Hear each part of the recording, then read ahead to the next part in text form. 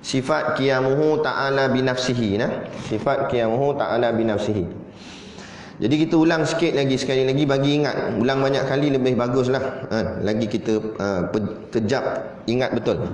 Jadi qiyamuhu bi ta'ala binafsihi ni nak menceritakan bahawa sifat ni nak maklumkan pada kita bahawa Allah Ta'ala itu adalah zat, bukan sifat. Kerana dalam ni kehidupan ni dia ada zat dan sifat. Zat tu diri, sifat tu yang duduk pada zat. Jadi zat dia tak memerlukan apa-apa kerana dia zat. Adapun sifat dia memerlukan zat. Sebab sifat dia tak boleh berdiri sendiri.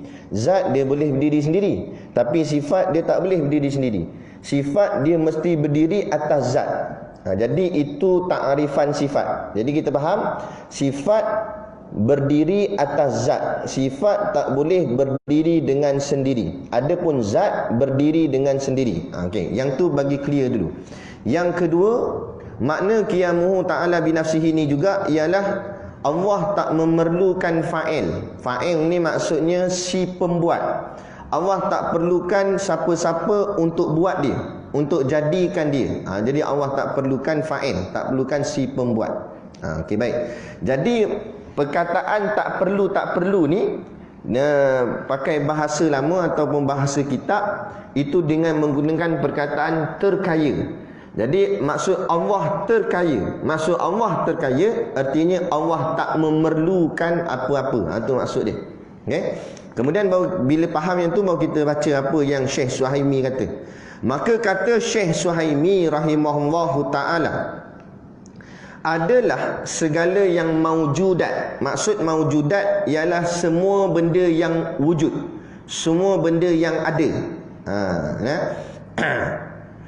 Kalau maujud dia mufrad, satu saja. Kalau maujudat jamak, maknanya semua benda-benda yang wujud, yang bangsa ada yang sungguh. Itu dengan nisbah berkehendak kepada tempat. Maksudnya sini semua yang ada ni, semua yang wujud ni dia berkehendak kepada tempat.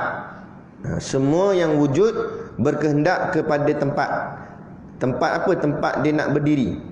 Yang kemudian dan kepada yang menjadikan dia. Kemudian juga bukan sakat berkehendak pada tempat, berkehendak juga kepada yang menjadikan. Maka hubungan itu terbahagi kepada 4 bahagian. Syekh Suhaimi membahagikannya kepada 4 kumpulan. Okey. Yang pertama, Allah Ta'ala itu terkaya daripada tempat berdiri. Sebelum tu dia tak sebut lagi Allah lah. Maknanya dia sebut sifat yang pertama ialah terkaya daripada tempat berdiri. Maknanya tak perlukan tempat untuk berdiri. Siapa dia? Tak perlukan tempat untuk berdiri, iaitu zat. Sebab kita pegang gini formula dia. Yang perlukan tempat berdiri itu namanya sifat. Yang tak perlukan tempat berdiri namanya zat. Jadi beza yang tu dulu, zat dan sifat. Zat dan sifat. Allah kedak nanti dulu. Bezakan antara zat dan sifat sahaja. Yang memerlukan tempat berdiri sifat, yang tak memerlukan tempat berdiri zat. Okey, yang tu dulu. Jadi dia kata sini terkaya daripada tempat berdiri. Makna terkaya tak memerlukan lah. Tak memerlukan tempat berdiri, maknanya itu zat atau sifat? Zat. Dan daripada yang menjadikan dia, dan tak memerlukan siapa-siapa jadikan dia. Allah ke makhluk? Tak perlukan siapa-siapa untuk jadikan dia. Allah ke makhluk? Allah. Tahu dah orang tak berapa ramai. Jawab pun tak berapa ramai. Jadi Allah kan? Allah. Jadi maknanya iaitu gabung dua-dua. Tadi tak memerlukan tempat berdiri namanya zat, tak memerlukan menjadikan dia Allah. Jadi zat Allah Ta'ala. Itu jawapan dia. Jadi zat Allah Ta'ala tu tak memerlukan tempat berdiri kerana zat Allah itu sudah zat, dan tak memerlukan siapa untuk jadikan dia kerana dia Allah, Tuhan yang menjadikan, bukan dijadikan. Okey, itu yang pertama. Yang kedua kata Syekh Suhaimi, sifat dia iaitu berkehendak kepada tempat. Yang ni berkehendak kepada tempat. Siapa berkehendak pada tempat? Zat ke sifat? Sifat. Okey, yang mula-mula kita faham ianya sifat. Dan kepada yang menjadikan dia. Dan dia pula memerlukan sesuatu untuk jadikan dia. Makhluk ke Allah? Yang memerlukan menjadikan dia makhluk. Jadi maknanya tadi kita sebut sifat, kemudian campur yang ni makhluk. Jadi sifat makhluk, iaitu nama sifat makhluk tu iaitu segala arat. Ulama menamakan sifat makhluk dengan panggilan arat. Arat tu maknanya sifat makhluk.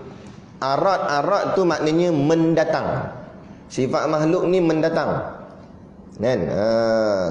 Dan sifat makhluk ni yang dikatakan arat tu maknanya sifat yang berubah-ubah. Sifat kita tak tetap. Kadang-kadang sonok, kadang-kadang sedih, kan? Kadang-kadang ketawa, kadang-kadang marah. Jadi berubah-ubah sifat kita ni. Nak tengok pada keadaan.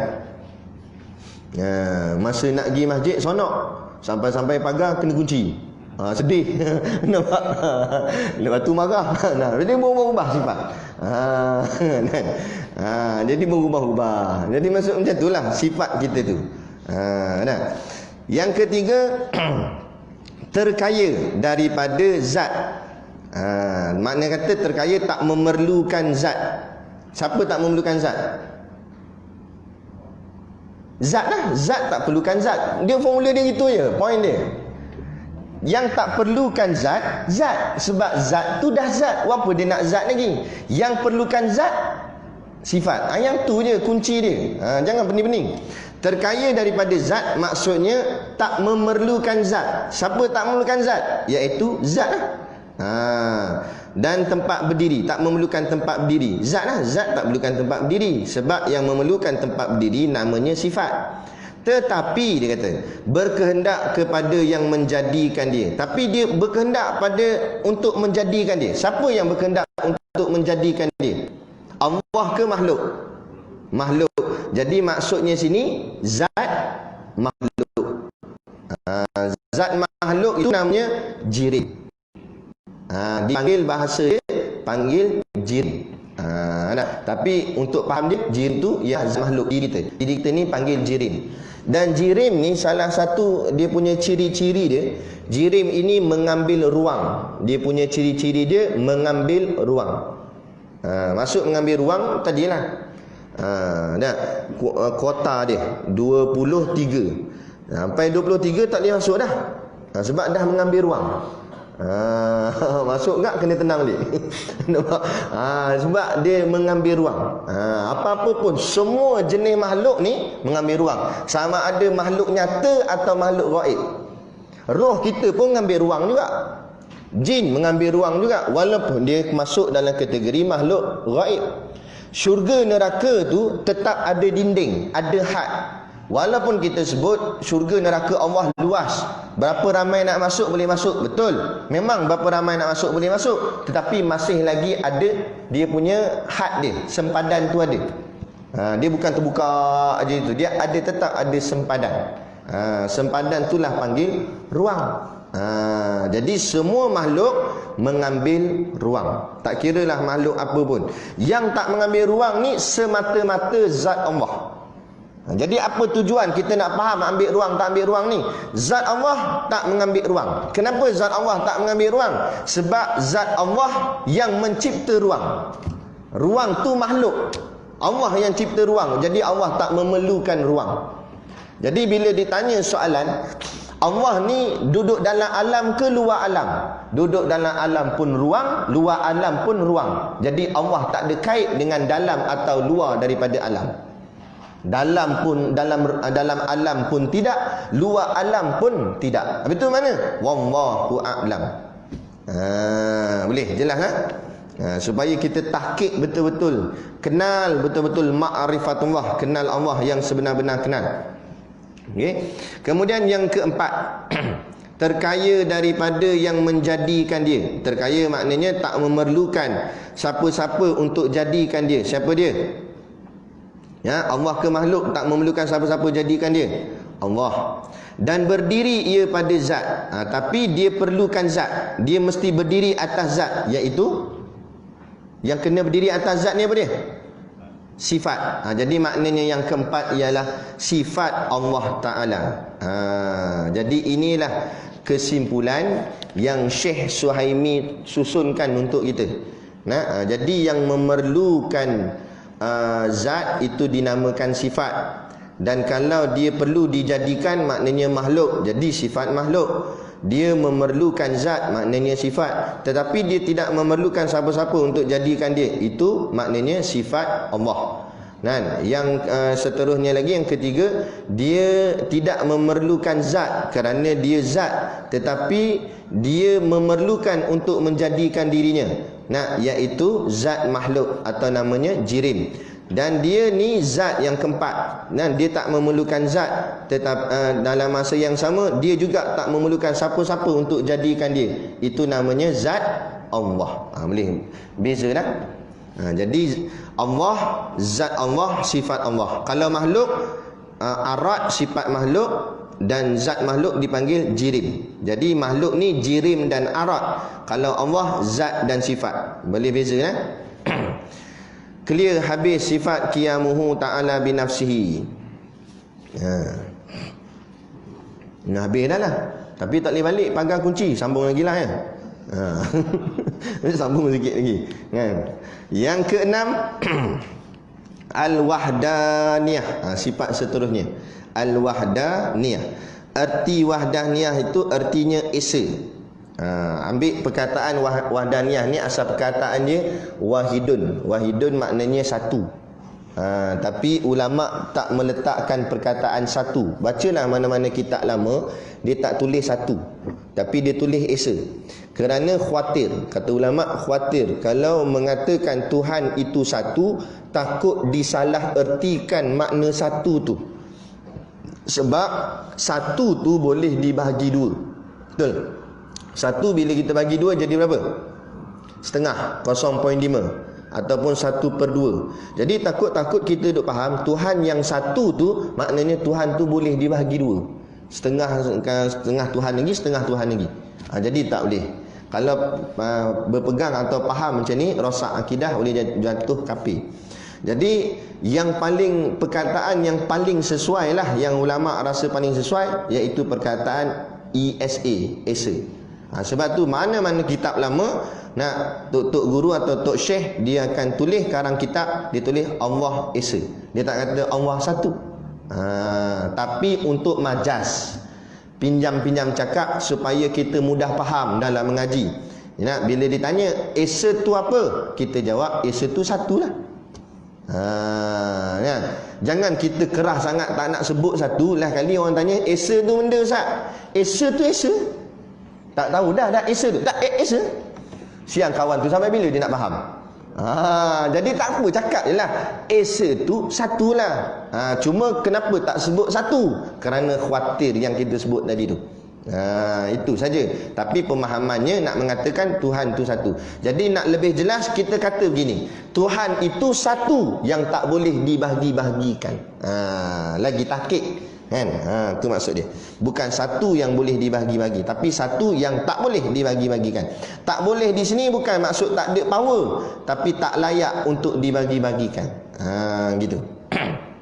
Kan? Baik, jadi Al-Wahdaniyah artinya esa. Esa tu maknanya satulah. Apa dia yang satu? Allah Ta'ala. Dari segi apa? 3 benda. Zatnya satu, zatnya esa. Sifatnya satu, sifatnya esa. Perbuatannya satu, perbuatannya esa. Semua zat, sifat dan perbuatan. Okey, zat satu kita mudah faham. Zat Allah saja satu. Betul. Ada pun sifat, ikut mana pula sifat satu? Kan kita belajar sifat sampai 20. Bukan maksud sifatnya satu tu makna ada satu sifat je, bukan. Sifat Allah tak terkira banyak. Cuma setiap satu sifat tu satu. Faham tak? Maksudnya contoh sifat yang sebenar-benar sifat ialah sifat ma'ani, iaitu kudrat, iradat, ilmu, hayat, sama', basar, kalam. Ada 7 sifat tu. Jadi contoh kita ambil sifat kudrat. Kudrah, Allah Maha Kuasa. Kudrah Allah tu satu je. Kudrah Allah tu esa je. Mana satu je sifat kuasa dia. Nanti kita akan tengok apa maksud satu sifat je kuasa tu. Baik. Kemudian lagi perbuatan Allah pun satu sahaja. Macam mana perbuatan Allah satu tu, nanti dia akan hurai di bawah ni lebih dalam. Maka hakikatnya, yang sebenar-benarnya, hakikat tu maksud sebenar-benarnya, ibarat daripada menafikan berbilang-bilang. Jadi yang dimaksudkan wahdaniyah ini ialah nak rad, nak tolak, mengatakan Tuhan itu berbilang-bilang. Maknanya berbilang-bilang lah, macam mana cakap? Berbanyak-banyak. Payah. Berbilang-bilang, berbanyak-banyak. Itu. Dari segi apa? Zatnya berbilang-bilang, zatnya banyak, tak, mustahil. Sifatnya pun banyak, mustahil. Perbuatannya pun banyak, pun mustahil. Ditolak tiga-tiga ni, menafikan zat, sifat dan perbuatan Allah itu berbilang-bilang. Perkataan yang nak nafikan tu namanya wahdaniyah. Okey. Sama ada bilangan yang dalam bentuk muttasil. Muttasil artinya yang berhubung, atau bilangan yang berbentuk munfasil, yakni yang bercerai. Okey, pelajaran ni berat sikit. Bukan sikit, banyak jugalah. Memang susah nak faham sikit. Tapi tak apa, pelan-pelan. Kalau tak faham boleh tanya. Tak ada masalah. Jadi sampai kat sifat wahdaniyah ni, ulama-ulama tauhid dia orang cakap apa, menghuraikannya yang kita panggil dengan panggilan 5 kam. 5 kam. Orang mengaji pondok semua tahu benda ni, biasa. Nak disebut 5 kam. Apa dia 5 kam tu? Kam ni kaf mim. Kam ni maksudnya beberapa. Jadi kita kena rad, tolak, menafikan Allah dengan 5 kam ni, 5 beberapa ni. Okay, kita pergi satu-satu. Kam yang pertama dulu. Adapun makna esa Tuhan pada zat. Dia 5 kam ni tadi, daripada 5 ni kita pecahkan dia pada 3 kumpulan. 2 yang pertama zat, 2 yang kedua sifat, 1 ni saja perbuatan. Saya ulang, daripada 5 kam, 2 daripadanya masuk kategori zat, 2 yang tengah-tengah ni masuk kategori sifat, dan yang 1 ni masuk kategori perbuatan, af'alullah. Mula-mula kita pergi bahagian zat dulu. Adapun makna esa Tuhan pada zat, yang maksudnya Allah itu zatnya esa, iaitu kita menafikan kedua-duanya. Yang tadi saya sebut 2 tadi tu. Yang pertama kam muttasil, yang kedua kam munfasil. Apa maksud kam muttasil? Menafikan zat Allah itu berhubung-hubung. Yang kedua, menafikan zat Allah itu bercerai-cerai. Okey, pelan-pelan saya buat ni. Yang pertama, menafikan zat Allah berhubung-hubung, maksudnya diri Allah tidak berhubung-hubung. Macam mana berhubung-hubung? Macam zat kita. Zat kita berhubung-hubung daripada kepala bersambung dengan badan, bersambung dengan tangan, bersambung dengan kaki. Makna bersambung-sambung diri kita. Diri Allah la, kita nafi. Nafi diri Allah tu bersambung-sambung. Maknanya kepala Allah sambung dengan badan Allah, sambung dengan tangan Allah tu. Tidak. Siapa yang cakap gitu jadi kafir. Yang tu yang disebut sebagai golongan mujassimah. Golongan yang menjisimkan Allah. Golongan yang membentuk-bentukkan anggota badan Allah. Seperti mana golongan Wahabi mengatakan Tuhan ada tangan. Tuhan duduk atas langit. Ni semua mengatakan Allah tu ada jisim. Nampak? Ada bentuk, ada tangan, ada kepala. Tu habis rosak akidah. Kita akidah ahli sunnah wal jamaah pegang Allah ada zat, Allah ada diri. Tetapi diri Allah macam mana? Tutup cerita. Wallahu a'lam. Jangan bicara langsung. Jangan kata Allah ada diri. Diri Allah tu ada kepala lah, ada tangan, ada badan, ada kaki. Habis rosak. Jadi kafir cakap itu. Ada. Habis tu yang ayat kata yadullahi fawqa aydihim, tangan Allah di atas tangan mereka. Yang itu ada perbezaan dalam dua kalangan zaman ulama. Satu disebut zaman salafi. Zaman salafi ni kurun 1, 2 dan 3 sahaja. Masuk kurun 1, 2, 3, yang tahun lahir wafat mereka tu paling last 300 Hijrah. Kan 100 tahun, 200 tahun, 300 tahun hijrah. Tiga-tiga zaman ni ini dipanggil zaman salafi. Zaman salafi inilah lahirnya Imam Syafi'i, Imam Malik, Imam Hambali, Imam Hanafi, Syekh Junaid Al-Baghdadi, lagi siapa? Imam Abu Hasan Al-Asy'ari, Imam Abu Mansur Al-Maturidi. Tahun yang 100 tahun yang pertama zaman sahabat, 200 tahun yang kedua ni zaman tabi'in, 300 tahun yang ketiga ni zaman tabi'in. Inilah zaman yang Nabi sebut dalam hadis sebaik-baik kurun sahabat, kurun selepas dia. Sebab itulah zaman ni dipanggil zaman salaf, dan nama gelaran dia salafus soleh. Salafus soleh ni maksudnya zaman tu semua orang hebat-hebat.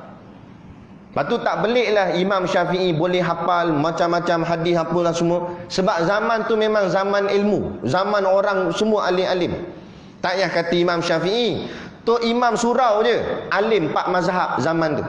Dalam kitab-kitab tasawuf Bidayatul Talibin Qatrul Ghaisiyah cerita, dalam zaman salafus soleh orang sembahyang sunat paling kurang, bukan paling banyak, paling kurang 1000 rakaat sembahyang sunat.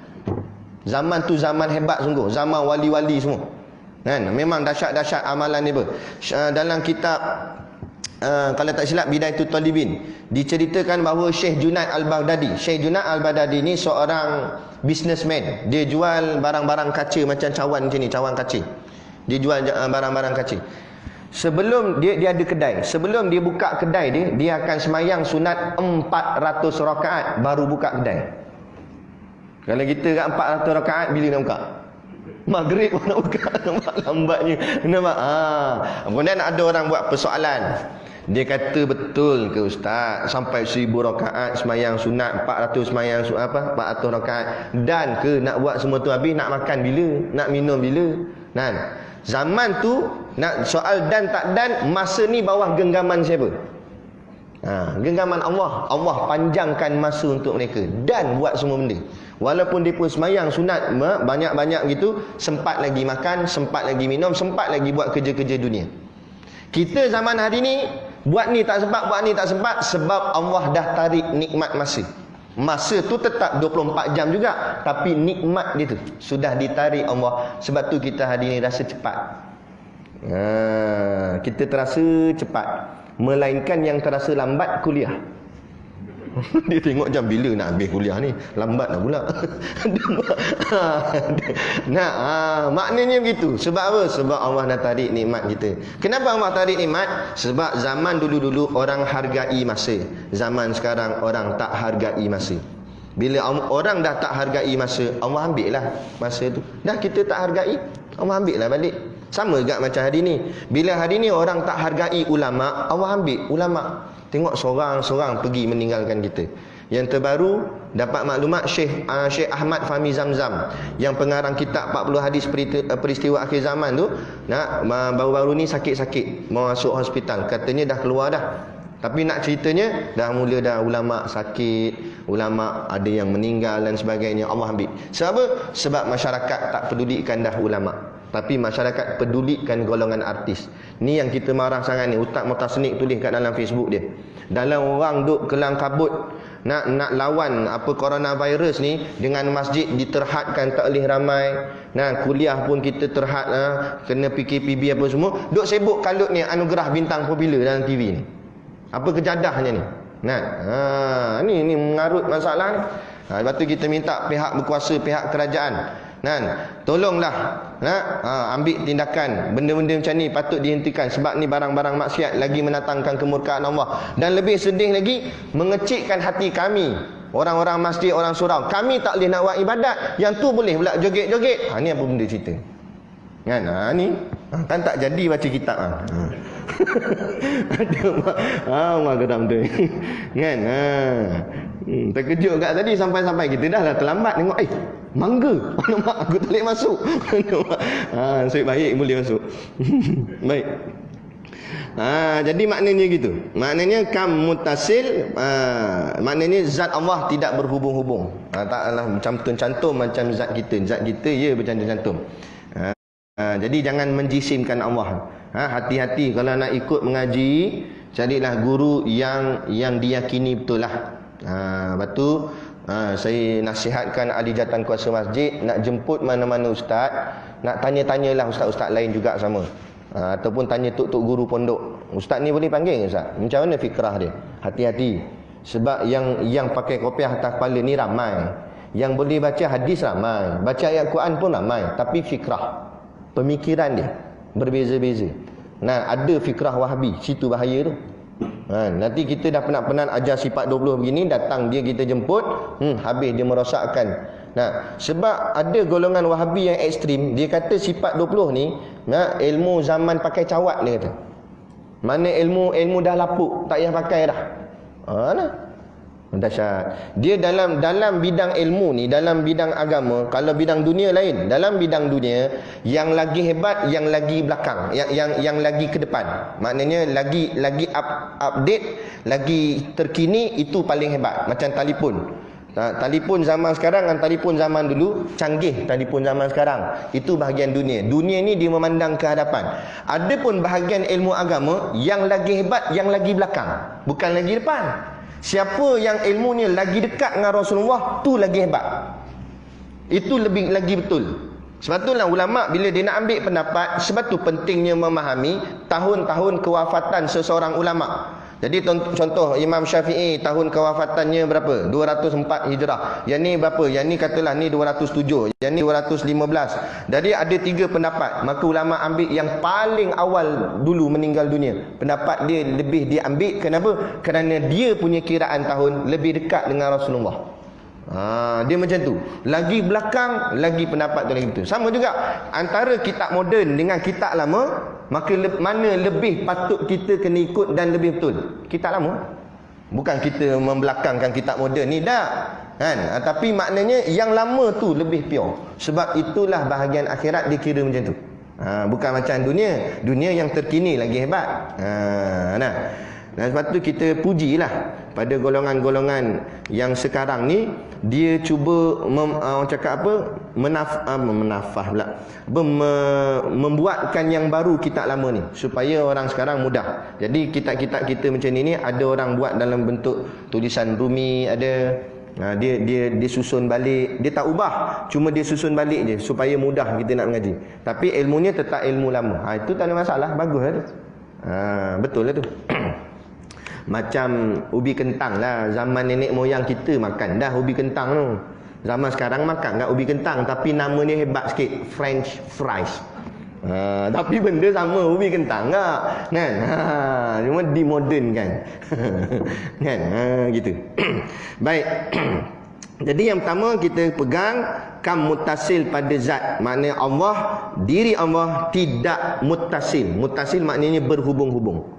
Jangan kata berhubung-hubung kepala, tangan dan sebagainya. Jadi ayat-ayat mutasyabihat kalau kita jumpa dalam Quran, yadullahi fawqa aydihim, tangan Allah di atas tangan mereka. Jangan baca terjemah biasa, ambil kitab tafsir baca. Kalau tak faham juga tanya ulama'. Jangan pandai-pandai faham sendiri. Sebab ayat macam tu perlu ditakwil. Tak boleh faham sendiri. Oh, Allah pun ada tangan lah. Ni sebab yadullah, tangan Allah. Habis rosak. Macam ni jadi dalam pemikiran kita bayang tangan Allah. Habis rosak akidah. Jangan. Jadi ayat-ayat macam tu, sebab tu ulama' kategorikan dia mutasyabihat nama dia. Masuk mutasyabihat ambil daripada perkataan mutashbih. Mutasyabih ni maksudnya keserupaan. Ayat-ayat yang seolah-olah menyerupakan akan Allah. Maka ayat-ayat ni perlu diberi perhatian. Tak boleh pandai-pandai sendiri. Kena tanya alim ulama', kena tengok kitab tafsir. Sebab tu ulama' karang banyak kitab tafsir. Kan? Baik.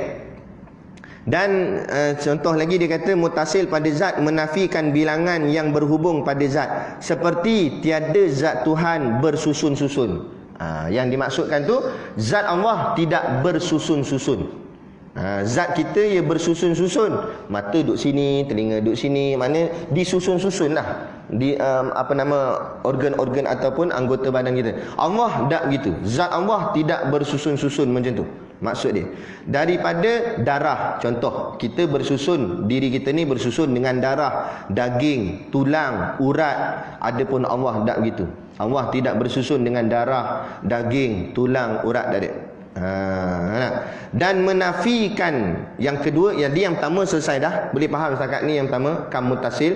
Kemudian baru kita pergi yang kedua, kam munfasil pada zat. Dan menafikan diri Allah itu kam munfasil. Munfasil pula maksudnya berpisah-pisah. Dan kita nafikan juga diri Allah tu berpisah. Maksud berpisah di sini, di sini diri Allah, sini pun diri Allah juga. Ada dua diri Allah. Mustahil. Kalau diri kita, ya. Kadang-kadang orang panggil pelanduk dua serupa. Betul, pelanduk dua serupa, betul. Maknanya ada muka hampir sama. Saya kuliah banyak tempat, kadang-kadang kita perasan macam tu. Kita kuliah kat belah Perak, ada seorang pakcik tu. Tengok muka dia biasa, kita kuliah pandang, teringatlah muka dia. Sekali tu pergi ngajar di Penang, muka macam dia. Kita tanya, pakcik duduk Taiping dah duduk Penang. Oh, sama muka. Itu kadang-kadang kan. Kita jalan-jalan ya, kita tengok macam nak tengok muka ya, kat mana? Kat Mekah mana? Tak, kat kedai nombor ekor. Itu bukan saya, dia kata. Itu bukan pelanduk dua serupa tu. Nampak? Jadi maknanya biasalah, makhluk kadang-kadang ada copy paste. Kadang-kadang muka sama, kadang-kadang bukan setakat muka hampir sama, suara hampir sama. Ustaz Haryanto, kalau kita pejam mata, kita dengar ceramah dia macam Ustaz Ismail Kamus. Suara dia tu, suara dia menyampaikan ceramah kan. Ada orang-orang macam tu, suara ni lebih kurang, gaya pun lebih kurang kan. Ada. Itu maksudnya biasalah tu, makhluk memang macam tu. Dia boleh tiru-tiru. Tak payah kata orang tiru orang, burung tiru orang kan. Ada orang bela burung jenis boleh bercakap tu, kita bagi salam, Assalamualaikum, Assalamualaikum. Dia pula yang jawab ni. Ada. Kan? Jadi maknanya memang makhluk gitu. Adapun Allah Taala, zat Allah tidak ada keserupaan satu pun macam zat Allah. Tak ada pun zat lain macam zat Allah. Jadi maksud sini apa maksud dia? Apa saja yang kita bayangkan, sama ada dengan buka mata atau tutup mata, kemudian kita bayangkan Tuhan, itu bukan Tuhan. Cubalah bayang macam mana pun, kita pun tenung lama-lama bayang macam mana Allah ni. Kita buatlah gaya hebat-hebat, ambil kertas kita lukis nak satu entiti yang sangat berkuasa, sangat hebat. Bukan Allah. Bukan Allah. Sebab selagi mana yang kita mampu bayang tu, itu semua makhluk. Selagi mana yang kita mampu fikir, itu semua makhluk. Adapun Allah tak boleh kita bayang, tak boleh kita fikir. Dan macam mana nak tahu Allah? Tunggu hari kiamat esok. Mata yang diizinkan Allah untuk melihatnya, maka dapat melihat Allah. Satu kata ulama dalam kitab Penawar Bagi Hati, Syekh Abdul Qadir Al-Mandili kata, jaga mata daripada melihat barang maksiat. Kerana mata yang melihat barang maksiat tidak layak melihat Allah. Jadi jaga mata kita kan. Ada tok-tok guru dulu, Tok Guru Siddiq Noh lah yang cerita, tok-tok guru pondok dulu punya jaga mata. Sampai nak pergi sembahyang Jumaat, anak murid dia terpaksa angkat kain. Dia turun daripada kereta tu ataupun dia punya kenderaan, angkat kain, tutup, buat lorong kat tengah-tengah, bagi tok guru masuk kot tengah. Kerana takut masa turun daripada kereta ada budak perempuan naik motor tak pakai tudung ke, tok guru ternampak, dosa. Nak jaga sangat mata ni, Allah. Tu mata orang yang hebat. Payah nak dapat yang tu. Kita nak tengok berita dah nampak dah aurat. Kita nak dengar berita COVID dah berapa kes kan. Tiba baca berita dengan rambut gini, dengan belah dada gini kan. Lain kali bukan dengar COVID, tengok dia. Nampak leleh hiu tengok. Tu masalah.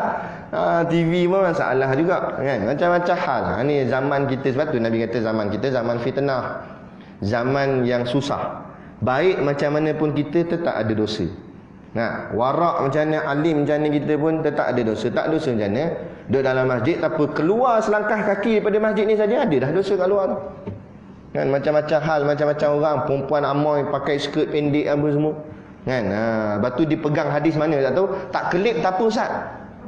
Selagi tak kelip tak apa, dia kata jangan kelip, dia pun tahan. Hadis mana dia ambil tak tahu. Mana pula tak kelip tak dosa. Tengok tu dosa dah. Cuma dosa tu kata ulama dosa kecil. Oh, dia kata dosa kecil. Kalau aku tahu tengok lama sikit ni. Dosa kecil kata. Memanglah dosa kecil, tapi kalau dah banyak kali tak jadi besar. Nah, jadi sebaik-baiknya kita jaga betul-betul mata ni. Nah, kerana bila mata ni yang kita sanggup korban, menundukkan pandangan. Sebab tu Allah tengok Allah buat sifat manusia tu hebat, dengan arahan Allah pun hebat. Contoh manusia sifat perempuan ni, perempuan manusia ni sifat dia suka menunjuk-nunjuk. Perempuan memang suka tunjuk-tunjuk. Tengok pakai tudung, tak mau tudung biasa-biasa, dia nak lidik sana lidik sini, ikat sini lah kali wah gitu. Nampak? Nampak? Macam-macam, masuk kot sini, keluar kot sini kan. Dia nak menunjuk cantiknya dia. Pakai tak mau satu color, nak mesti berkala-kala. Color yang terang-terang. Perempuan macam tu. Kan, bulu mata tak cukup panjang, tambah lagi bagi ke depan gini. Kan, maknanya dia nak menunjukkan. Itu memang sifat perempuan. Mana-mana pun, muslimat macam mana pun pakai niqab, tengok orang perempuan. Pakai dah niqab, pakai purdah. Tapi bila ambil gambar letak kat Facebook, ni niqab ni. Dah tahu niqab, buat apa pergi buat gambar gitu. Tujuan niqab tak nak tunjuk muka, tapi tunjuk juga. Sebab memang sifat perempuan, dia suka menunjuk. Sebab tu ayat Quran perintah, wahai perempuan, tutuplah auratmu. Ya, kerana sifat menunjuk itu dapat diberhentikan dengan tutup. Bagi lelaki pula, dia tak suka tunjuk-tunjuk, tapi dia suka tinjau-tinjau. Skondeng-skondeng, usah-usah, tengok-tengok. Nampak? Pantang ada lalu, dia kata rezeki, dia kata. Nampak? Dia suka tengok-tengok. Macam mana pun. Nampak? Sampai sengit kopiah-kopiah. Nampak? Kan, tapi dia pandai cover kadang-kadang. Dia naik motor gitu kan. Nampak ada perempuan lalu daripada depan. Dia tak tengok. Kalau tengok nampak sangat kepala dia macam ni. Tengok, oi amboi tengok perempuan. Jadi dia buat steady, straight dia pandang. Tapi dia tunggu bila dah potong, kan ada side mirror, dia pun jeling kat side mirror. Jeling-jeling lah 85 umur. Nampak? Nyesal dia jeling ni kata. Kan? Tapi nak cerita lelaki, dia memang suka tengok-tengok. Jadi ayat Quran pun turun, kata kat lelaki macam mana? Tundukkan pandangan. Sebab Allah tahu dah sifat kita macam mana. Kita suka memandang, Allah kata tundukkan pandangan. Allah tahu sifat perempuan suka menunjuk, Allah kata tutuplah. Jadi kalau ikut perintah Allah, nescaya selamat insya-Allah. Memang fitrah kita suka tengok. Bila kita teringat nak tengok, ingat ayat Allah kata tunduk, kita pun tunduk pandangan. Terjagalah situ. Gitu. Baik, itu dia. Jadi itu maksud dia, menafikan bahawa diri Allah itu ada yang sama dengan dia. Tolak. Itu maksud menafikan dari sudut munfasil, menafikan bilangan yang bercerai pada zat Allah Ta'ala. Sesuatu yang terasing, zat Allah sama dengan zat satu lagi macam zat Allah juga, mustahil, akal tak boleh terima. Itu kita tolak. Seperti dia kata, tiada zat yang lain menyamai seperti zat Allah Ta'ala. Tak ada satu zat yang sama dengan zat Allah. Okey, jadi kita berhenti setakat ni. Kita akan sambung makna esa Tuhan pada sifat pula. Tadi zat. Jadi anda sebut tadi 5 kam, baru jalan 2. Ada lagi 3 lagi. Jadi 2 kam yang pertama ni iaitu masuk dalam kategori zat. Yang pertama kam muttasil dari segi zat, kam munfasil dari segi zat. 2 tu tadi. Yang kam muttasil maknanya rad, menafikan Allah itu zatnya berhubung-hubung. Kam munfasil menafikan zat Allah itu berpisah-pisah. Dua-dua kita rad, dua-dua kita tolak. Tu tujuan mengaji kam ni. Boleh tak? Jadi orang pun tak ramai tak? Jadi tuan-tuan kena beli sampai habis lah barang tu. Beli untuk kawan-kawan yang tak boleh datang. Jadi kita ada satu, yalah, semalam baru dah beli, dia kata datang pula lagi ustaz ni. Tapi hari ni ada produk istimewa sikit, iaitu daging lembu. Kami Tok Guru sembelih lembu siang tadi. Jadi kita ada, kita jual setengah kilo RM15. Setengah kilo daging 500 gram lah, lebih kurang RM15. Tulang ada. Tulang pun ada, tulang rusuk. Tulang rusuk kita jual RM5 satu tulang. RM5 satu tulang. Jadi boleh tengok-tengoklah kan. Ni daging lembu. Jadi sama jugalah, lembu ni bukan sebarang lembu. Ni lembu sifat 20 ya? Lembu pondok macam lembu. Nampak? Dia belajar kam-kam tak lembu ni kan? Jadi boleh beli daging dia tu. Nah, jadi insya-Allah jadi pakat-pakatlah membeli sambil menderma untuk bantu sekolah pondok dan tahfiz Ustaz Siddiq Nur guru kita insya-Allah. Jadi sekadar tu wabillahi taufiq wal hidayah. Assalamualaikum warahmatullahi wabarakatuh. A'udzu billahi minasyaitonir rajim. Bismillahirrahmanirrahim. Alhamdulillahirabbil alamin wassalatu wassalamu ala asyrafil anbiya'i wal mursalin sayyidina Muhammad wa ala alihi washabihi ajmain. Allahumma taqabbal minna salatana wa du'aana innaka antas samiul alim wa tub alaina innaka antat tawwabur rahim. Allahumma ja'al dinana dinan nabi Muhammadin sallallahu alaihi wasallam wa islamana islamal muslimin wa imanana imanal mu'minin wa salatana salatal khashiyin wa a'malana a'malas solihin wa niyatana niyatal mukhlisin wa dhunubana ya Allah dhunubal mustaghfirin wa hayatana hayatal ulama wa mautana bimautis syuhada wa adkhilnal jannata ma'al anbiya'i alaihimus salatu wassalam. Rabbana atina fid dunya hasanah wa fil akhirati hasanah wa qina adzaban nar wa qina adzaban nar wa qina adzaban nar. Wa sallallahu ala khairi khalqihi sayyidina Muhammad wa ala alihi wa sahbihi wa sallam. Subhana rabbika rabbil izzati amma yasifun. Salamun alal mursalin walhamdulillahi rabbil alamin. Amin ya rabbal alamin. Taqabbalallahu minna wa minkum. Takbir.